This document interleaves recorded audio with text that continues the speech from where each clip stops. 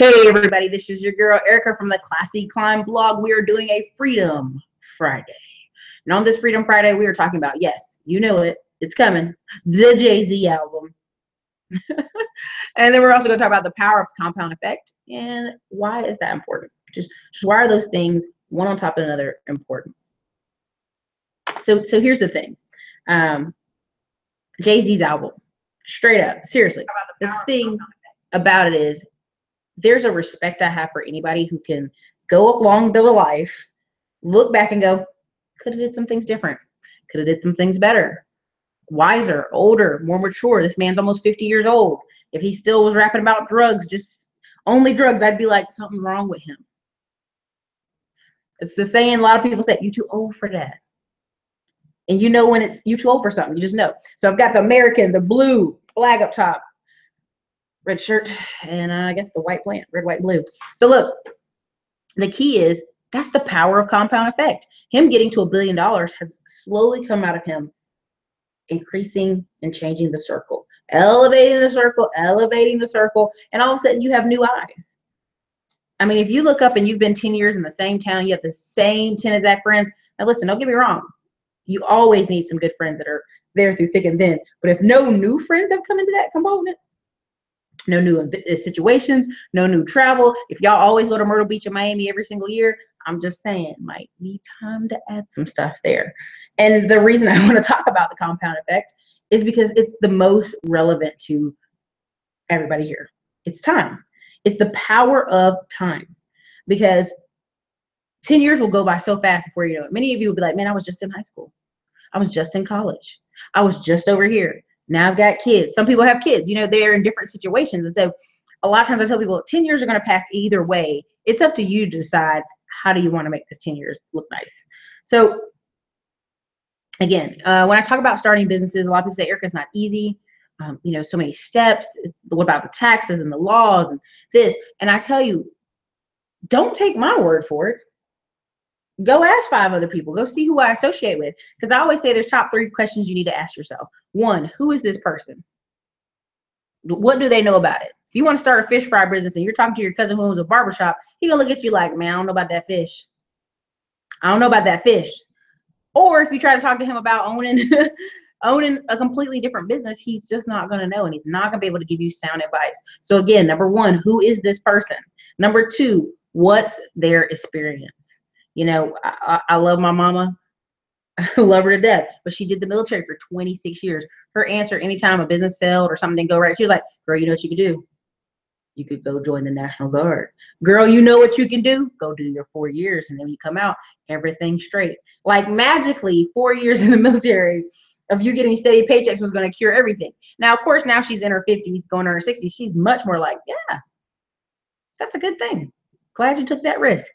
Because at the end of the day, you know, what works for one doesn't work for all. But again, what is their experience? When someone's telling you something, like again on this channel, I talk about various products and services, but I come from a family who we went bust, all to the military, except for me, military, then came back and was like, we must invest our money. How can we buy rentals? How can we buy real estate? How can we buy land? How can we get stores? My first job was my cousin's dollar store. How many people can say that? My cousin had a dollar store that wasn't even a franchise, right? You know what I'm saying? Like he had a straight up, created it, ordered the product from China, dollar store. How many people can say that was their first childhood job? Not many. So again, what's my experience? I live it daily with family members, step by step, brick by brick. I've just learned a lot, and I've been able to look back and go, man, I wish I could share this with other people so they know it's not hopeless. So they know it's not, there's no success to it.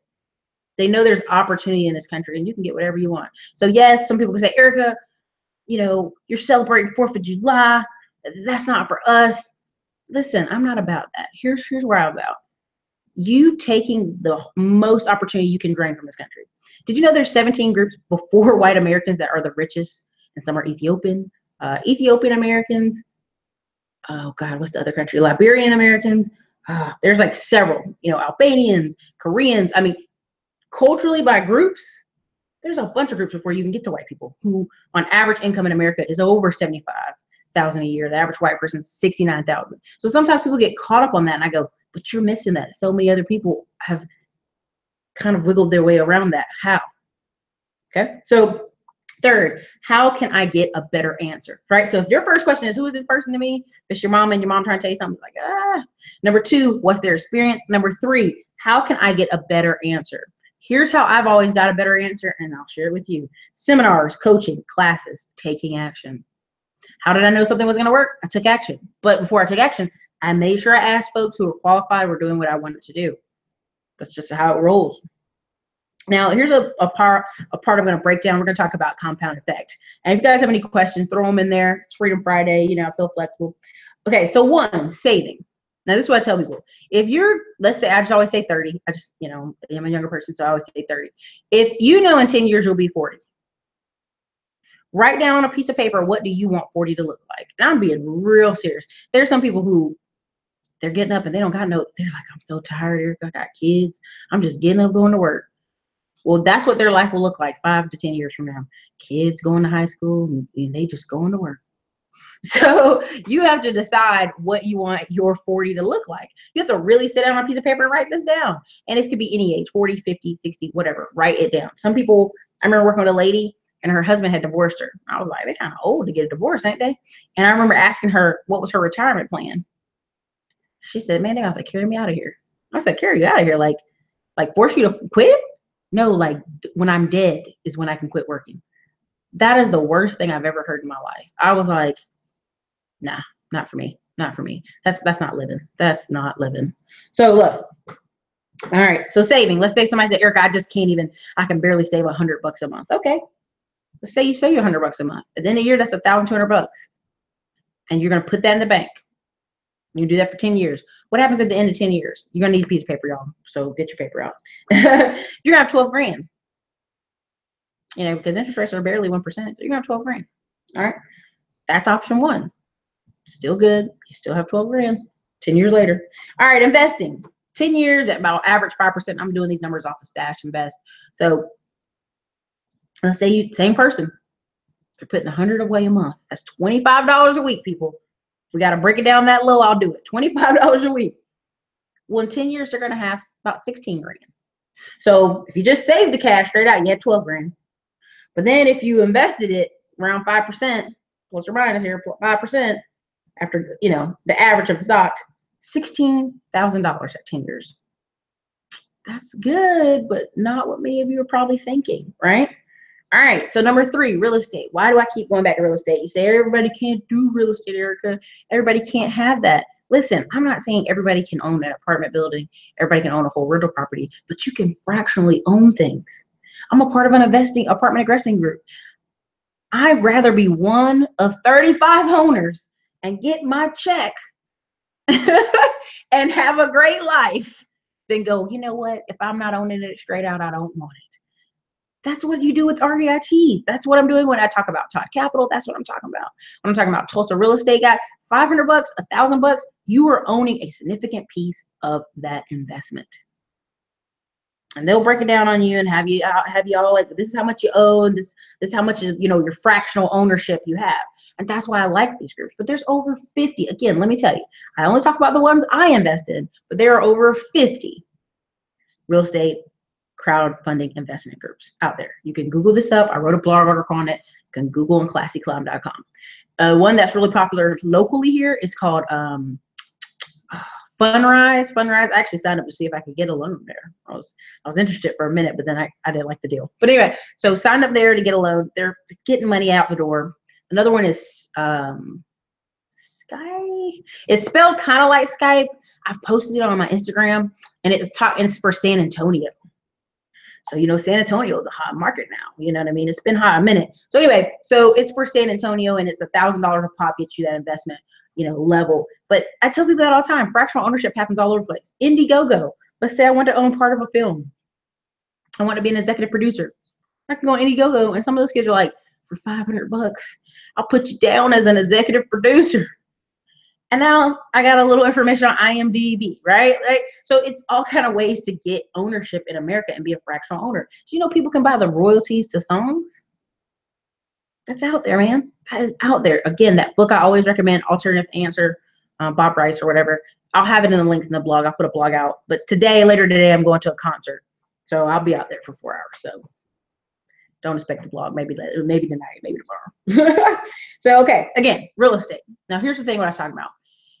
If you're doing any of these steps where you're just saving $100 a month, or you're investing $100 a month, I am proud of you. Why am I proud of you? Because there are people every day of the week that either I talk to on the phone, or my older aunts who are retired and chilling in their house are like, girl, my friend had to go back to work. I'm like, Aunt Darcy, you're 72 years old. What your friend gonna do? Back to being a dental assistant or whatever she is. And I'm like, who at 72 want to be a dental assistant? But hey, each his own. But the key here is my Aunt Darcy, lucky enough, had a pension from Fort Bragg. Put money into a real estate investment. Put money away, like stacking money away, different layers to this. You know what I mean? All right. So again, like I said about the real estate. So real estate, let's say you buy one property, just one little $50,000 house or one little $100,000 house every year for 10 years. And you know how that happens? That when you're 30 to 40 and you're having kids, you know, and you're using tax refunds, or you're using money from your home line of credit. There's so many ways to do this. I don't want you to get overwhelmed. I just want you to think about that. One a year. There are many people who move every year with an apartment. They could use that same money to be doing buying housing. But anyway, so let's say you do that. And let's say your rent is $1,000 a month. Again, this is a piece of paper kind of conversation. Sorry, you guys. But $1,000 a month. And in a year, you get 12 grand. Now you're going to say, Erica, what about mortgage? What about interest? What about management fees? What about vacancies? What about, okay, people, Mr. and Mrs. What about everything? Pencil pushers. We need those people in life, but I'm just saying here for this concept of talking, let's cut it in half. Make you feel good. Let's say every time you have a little $50,000 or $100,000 house, yeah, you get 12,000 in gross, but you get about 5 to 6 grand in your pocket extra a year. Who could turn down 5 to 6 grand extra a year? I ain't gonna turn it down. So listen, now you say every year I get extra 5 to 6 grand after everything's paid and done. Yeah, it's pretty good, pretty good. Now let's say we do that same thing over 10 years. 10 years. Now there's some people say, well, Eric, I want to move up to duplexes and fourplexes. Hey, let's just say you don't. Let's just say you get single family houses. Okay, at the end of 10 years, you're going to be getting $120,000 a year income gross. If we're just talking about the same exact rents, $1,000 per unit. Now let's cut that in half. You know, let's still cut it in half. $50,000 to $60,000 extra income in your pocket at 40, you can't use. You're not interested in. It doesn't appeal to you. Come on, people. Keep it. Let's keep it 100. Okay, so because even on the flip side, let's say each house was $50,000. In a 10-year period, you have $500,000 in assets. Now, are they all paid off? No, of course not. Some people may not be able to pay off in 5 years. But on paper, you got $500,000. Let's say each house was $100,000 times 10 years. That's $1 million in assets that you're paying down. I mean, it's just a way to think about it. How do you want to retire? The big thing I say on this channel is I don't just talk about it. I do it every day when I'm talking P&L with my partner, Andrew, for the painting company. I go, what do you want our summer to look like? I've got to go have a surgery. I'm going to go lay down at literally a resort here in Texas for 2 weeks because I put my money away. And my mom's like, I'm coming down to help make sure you recover. Well, girl, you come on down and we put your week down. Do you know what I mean? You have to think about, what do you want your year to look like? What do you want it to look like? You know, a lot of people who I think every single one of you picked up the tax lien course. God bless you. I picked up 4 in Florida this year. Just applying, keeping it simple, keeping it simple. So look, go check out that course for 1. But 2, how do you want your 10 years from now to look? So I'm going to check out some of the questions you guys are putting over here. But we could say the same thing about travel. There's a travel group going in January. And they're like, hey, it's $2,000. Okay, everybody, it's $2,000. And I'm like, man, that's a great deal. Y'all did a good job. That's $499 for the next 4 months or so. Paying that off if they let you do payment plans. Okay, $499. Divide that by, you know, a month. That's $125 a week. I probably could convince some more of you to do the travel than to do the investments. Do you know what I mean? Or even if you took $1,000 trip, let's say you go February, girl, I'm going to St. Thomas, and it's going to cost me $1,000 total, which it will cost you a lot more. But anyway, well, for 4 weeks, 4 months, you'd be putting away $62 a week. $1,000 trip. Just there's a million ways to do things. Depends on how you guys want to do it. So look, I'm gonna check over here. Alvin Hollinger said, "What's up? Hello, Alvin." Ebony Hayes, the savings app is going well so far. I am glad. Listen, do 30-day increments where you look up and go, hey, I saved X amount of dollars. When you start, and some people say, well, it's not that big, but when you start swiping some people swipe their debit cards all day. They swipe their debit card in the morning for breakfast, they swipe it for gas, they swipe it for this, they swipe it for lunch. Like, some people swipe more than others, but depending on the app, you could adjust that. So Alvin Hollinger, if you had to break down the percentage of planning and education to action, would you say 80-20, 80% to 20% education planning versus work, or 28? Okay. That's a long sentence, but basically Alvin is saying, how much time do you put on planning? How much time do you put on action? So here's a saying they have in the military. I think it was a Marine. My cousin says Marines, but he's Army, so he may be making it up. But I've heard it before from other military people. By the time you're at different obstacle courses and they give you information, they're like, blah, blah, blah, blah, blah. They're yelling information at you. By the time you get 70% of the information, you need to move. And they're like, why do you need to move? Because by the time you get 100% of the instruction, you will already be wrong. You will already be behind. You will already be late. And you already missed the window of opportunity. The key about planning versus action, I hate to say, I know a lot of people who've been planning for 5 and 6 years and haven't done anything. I literally have friends who have been planning apps and businesses for 6 years. And sadly, one of my friends went to go talk to a lawyer, and he said, man, if you'd have came in here a year ago, I could have squeezed you in. The NCAA would have let you do it. But because it's too late, it's too late. I mean, this man has been planning Alvin for 5 years and just went to a lawyer, got all his money, he's super ready, and it's too late. I really, truly believe people who take action are the people you see making big wins. I meet people who plan for 30 years talking about they're going to buy an apartment. They don't buy jack. And you know, here's the difference. I go to these apartment investing seminars, and some of the guys that do the apartment lending, they'll even say to you, yeah, just because you own 10 rental properties, single family houses, don't mean we'll give you the loan on an apartment. And everybody's like, what? And I understand what he was saying. The mindset that takes you from 10 single family houses to an apartment is different. The management's different. The leadership opportunity is different. It's different. And here's the key. The more active you are, the more opportunities come your way. And I'll put it to you this way. I have a friend, he paid, to my opinion, he overpaid here in Austin for this real estate seminar course. I was very, very upset how much he paid. I felt like he got ripped off. And it took a year, and it was real slow, but then all of a sudden he started rolling. And you guys see me mention him all the time on here, JR mentions, but he literally has $700,000 or so sitting in the bank. So now he's getting ready to do 4 deals at one time, and we're paying some of the properties for him, or my company. So it's the guy who gets moving that wins. And here's the thing, it isn't even big wins. Like, people love trying to hit a home run at the park. You can't do that. Doesn't work like that. Babe Ruth didn't even do that, you know? Barry Bonds never did that. Like, the amount of planning versus action. And here's what I say. I'll have people, and I'm doing bank book and financing, getting them finance bank, and they go, Erica, I'm scared to talk to people about buying this property because I'm not ready.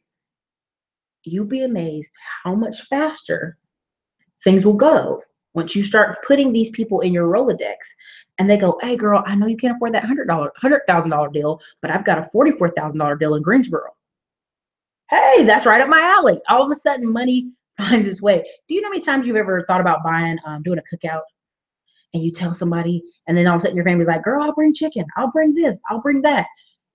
It is the action that makes the difference.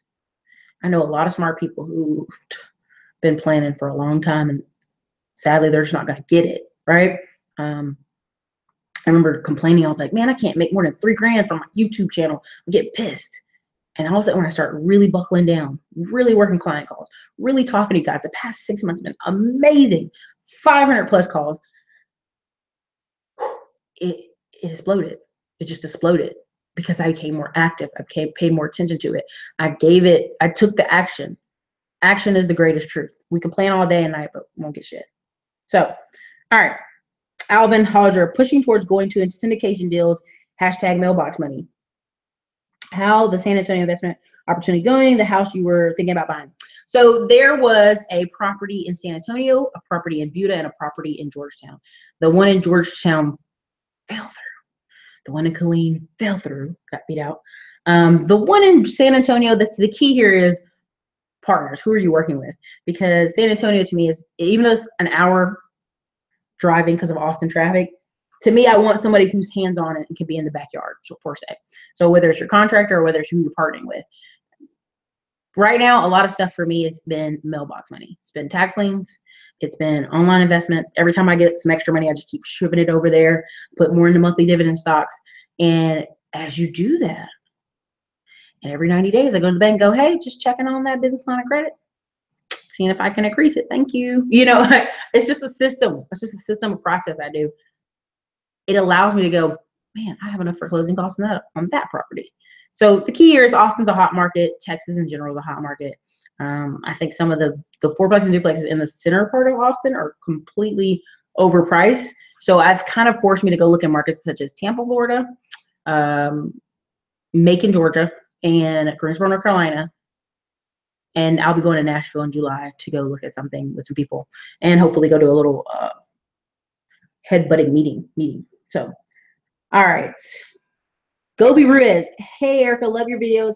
I'm new at this. What are the benefits for somebody to take $1,000 and invest in real estate? I sent a message to your Instagram. Well, thank you, Ruiz. I talked about it a little bit earlier as far as REITs. Your best bet there is there are 50 different, right now as we speak, 50 different crowdfunding real estate investment sites. You can, for 500 or 1,000 bucks, depending on the website you're on, and you don't have to be an accredited investor. There's the kicker there. You can have a fractional ownership and get dividends off that. And a lot of them are going 12%, 8% on the low side, but 12% usually. So I'm a big believer in, if you can just get a piece, you get enough pieces, your pie is huge, right? Like if you own a piece of apartment in Dallas and a piece of something in Tampa and you're half, I much rather do a half a deal than no deal. I think I told you guys in the last video or the video before, I had a friend come to me 3 years ago and go, hey, let's go in half on this house in Pflugerville. We'll turn around and rent it out. It'll be great. Let's go. Let's go. You got the cash. I got the credit. What's going on? And I was like, oh no, I don't know. And he went on to buy a house in South Austin. And then now him and his friends are on their second and third houses. But it's, again, scared money don't make money. You know, you have to decide where you want to invest at. If you have $1,000, I would definitely find an REIT. I looked up, told you about Todd Capital. Told you about Tulsa Real Estate coming up in the fall. What's the other ones? There's one in San Antonio. I'm gonna put it in the blog. I'm sorry, y'all. That's so lazy and unprepared, but it's I'll have it in the blog. It's about San Antonio. They've been marketing a lot lately. For $1,000 you get good returns. So that's where I would put it. Now, some people say, well, about tax liens. Tax liens are amazing, but here's the kicker. I spend a time looking at tax liens, and I only invest in tax liens in certain parts of Florida and South Carolina. But Florida, I will look for a restaurant or anything with 0 to 10 units. And if you are a part of the course, make a comment thing in the comments. But if you're a part of the course, all those people, you know what video I'm talking about when I show you how to pick those multifamily units, that is where the money is. Sugar. Money, sugar. Okay. I go and I put my tax liens on purchases on those because I know if a Chinese food restaurant didn't pay their taxes, they're like, oops, you know, we're just moving around money, cash flow, and they're going to pay their taxes next month. And I get my nice 18% and I keep it moving. So again, there's a strategy to it, but I talk about it in the course. But if you have $1,000, the choice is yours. Mostly online though. Keith Reynolds, hey, it's one of my great clients. California in the house. Alvin Hollinger, management can make or break you. No, Alvin, I'm sorry. No, that's not true. So here's the deal. People love saying management can make you or break you because they're thinking about the football player who lost $11 million. They're thinking about all these people getting squandered out their money. Now, here's why I say management doesn't make or break you. Because I have over 7 friends who started property management companies in the past 3 years, and they've all gone from 0 to 200, about 200 units or 200 doors, however you want to say that, relatively quickly in a 2-year mark. 9 times out of 10, they will go find other people who are having bad management issues.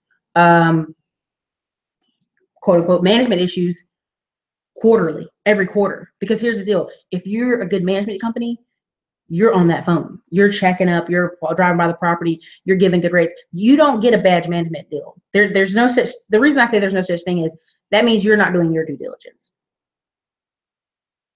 And I'm being really honest. Now, this is why I'm saying that. If you're telling me you can't afford $85 to $150 to pay a property manager, you can't afford the deal.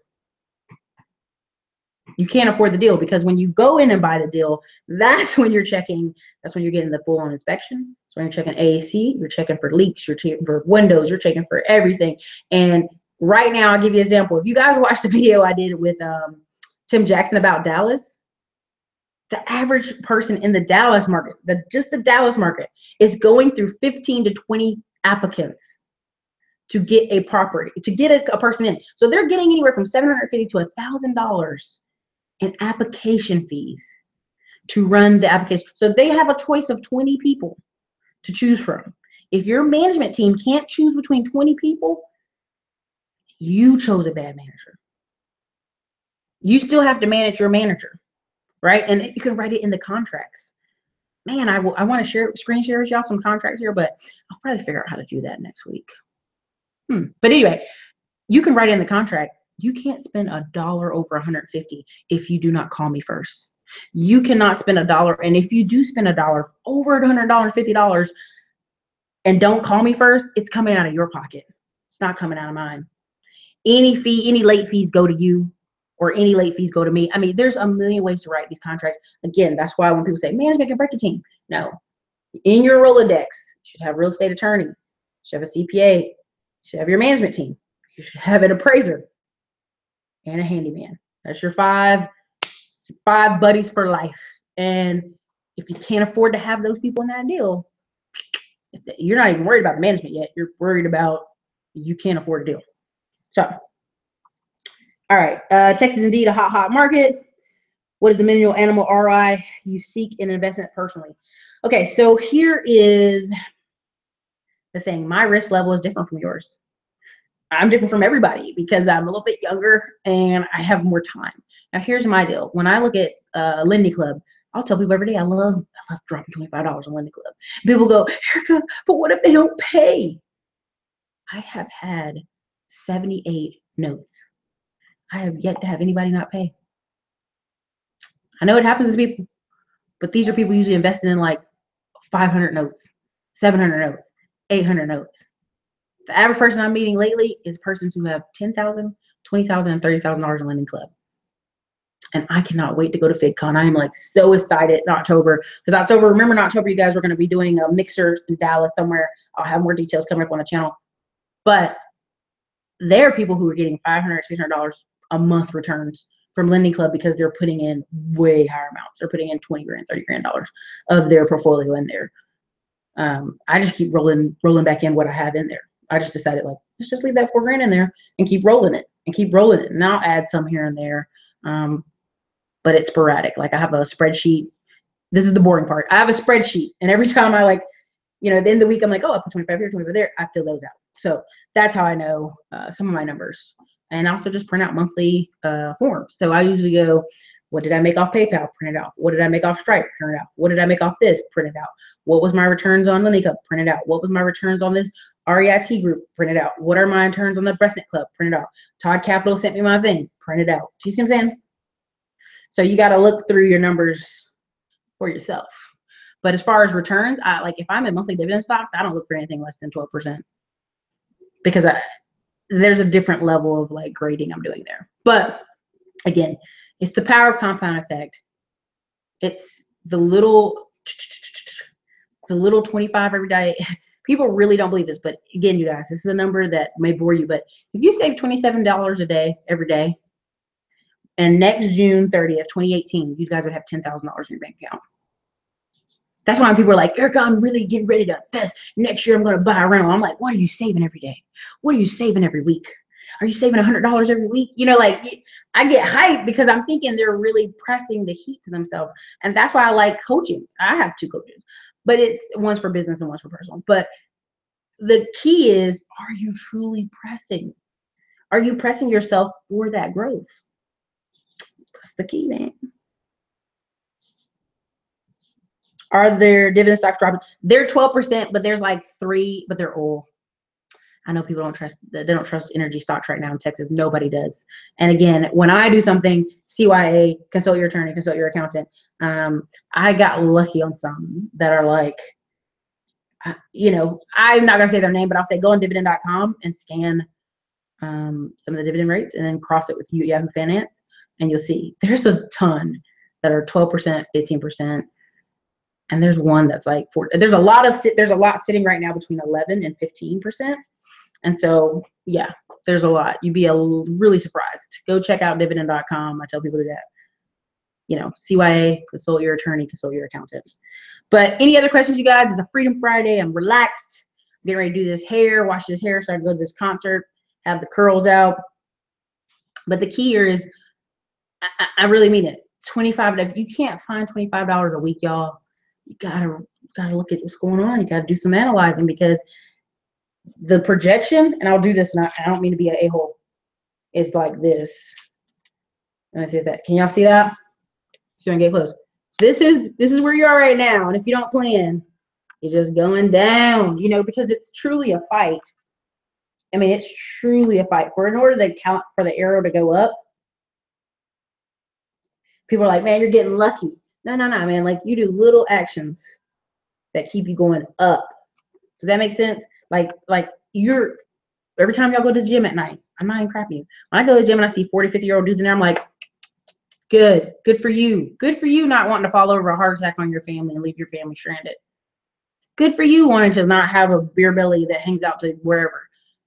Good. Like, don't holler at me, but good. You know, like this old dude whistle one time. That was funny. But the key is little bit of steps. So even if it's just $25 a week, if that's all you can start, great. If you can only buy 2 tax liens a year, great. If you can only buy a little, the future of wealth is people who are investing. I just know too many people who are in their 60s and 70s and they stop working and they're like, it's tight. Money is very tight. Like they can sit at home and watch Matlock all day for sure. But if they want to go out to more than K&W twice a week, woo, you messing with their budget. You don't want to live like that. So make the plans, do what you gotta. Again, you guys, check out the tax lien course. All you who are in there, I got some surprises. I'm going to add some parts for North Carolina and Mississippi, because one of my clients got something in Mississippi, and so I'm going to add that in there. And have the camera over the screen. You already know how that goes. Share my screen. Also, financial building from the basement. Everybody who's in that course, thank you for stepping out there, getting started. I love your insurance questions when you guys send me, ask me about insurance. Again, I tell you who I'm with, but you're free to choose whoever. And what else? Somebody said, shut up. I hope that's a joke, but that's funny. But anyway, I'm not going to repeat that on air. But anyway, it's in the comments. But the key here is, and even to that comment, if you create a budget for your family to live off of, then you can create stability. But anyway, the point of the story is, definitely check those courses out. There'll be some more stuff coming. Oh my God, I got some ebooks coming. We got people who are supposed to be editing on staff. This is the pressure point for them. They better get to editing faster. Transcription is a little harder than I thought it'd be. But anyway, you guys, this is Erica, Classy Clown Blog. It is Freedom Friday. I want you to live well, enjoy your life, and man, be good or be good at it. Later, guys. Kenny, Tucker, LOL. All right, later, you guys.